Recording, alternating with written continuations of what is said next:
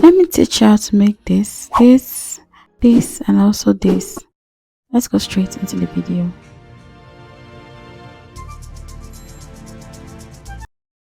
For this tutorial, you will need your wadding, your tape rule, your scissors, fabric, your glue gun, and also the glue itself. For the wadding, I have strips of 24 by 1.5, while for the strips of fabric, I have 27 by 3 inches, and I have about 8 pieces of each of them. I'll go ahead and set this aside. Take one strip of fabric and wadding and place them exactly the way I'm placing them. Make sure there's about 1 inch or so to the side of the fabric. Now fold the wadding and the fabric together as I'm doing. I hope you can see this clearly. Let me zoom in. I hope you can see this clearly now. Put the wadding into the fabric and wrap it exactly as I'm doing in the video, and you're going to sew this down.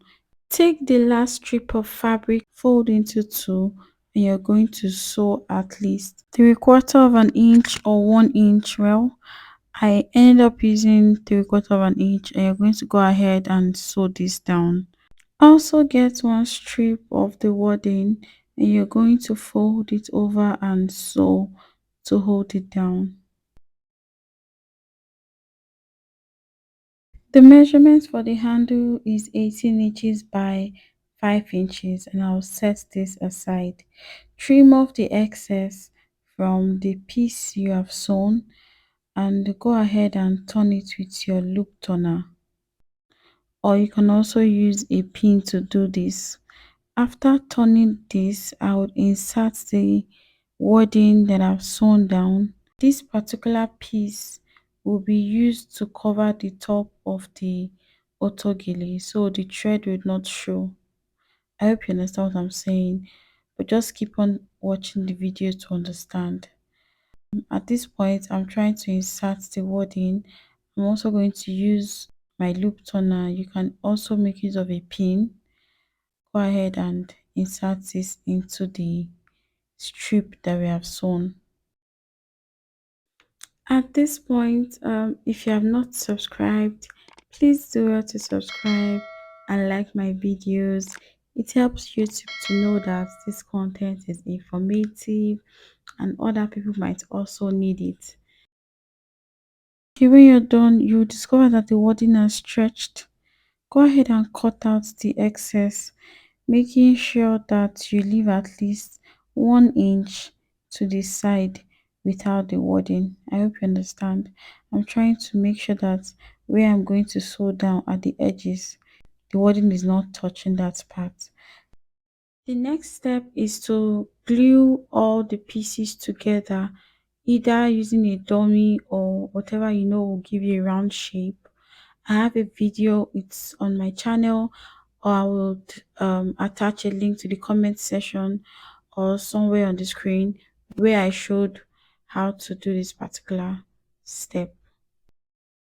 For the turban fabric is 32 by 21.5 inch, and I have gone ahead to hem one side of the fabric, the longer side of the fabric.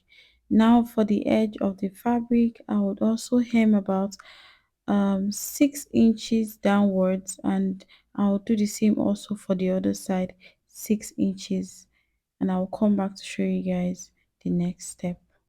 The next step is to form our pleats. First of all, you're going to fold it inwards and run a stitch, and then you would now start folding from the outside. You're going to fold it just to form pleats. You go ahead and also hold it down and stitch it down. You do this for as much as you're comfortable with. I think I did mine about 4 times or so. At this point, I was done using my glue gun to fix the pieces together to form the round shape. And as you can see, I was trying to show you that the top has no stitch line because we inserted the wording into it. So go ahead and cut out the excess from the piece, the round piece. This is the handle.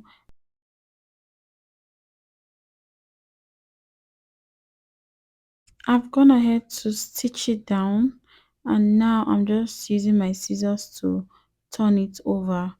You can actually iron this if you wish. If you notice, one side of the handle is closed, so ensure that yours is that way. Go ahead and do the same for the other piece.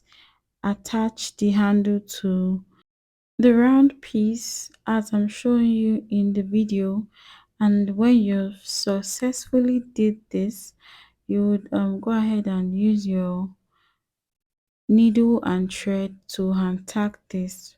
Please don't do this on your machine, you could damage it.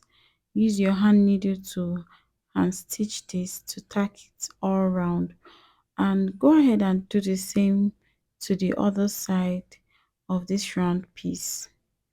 Now I decided to attach a design.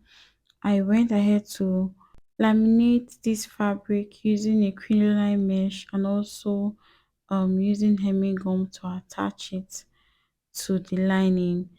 I used my soldering iron to cut out the pattern that I want. Be careful while doing this, as you don't want to damage the pattern or hurt yourself. So go ahead and remove it from the excess that you don't need. I actually cut out about 4 pieces of this. I ended up using only 3 of them. This was the final outcome, and it was so beautiful. Give this video a thumbs up and subscribe to my channel. Thank you for watching, and I will see you in my next tutorial. Bye.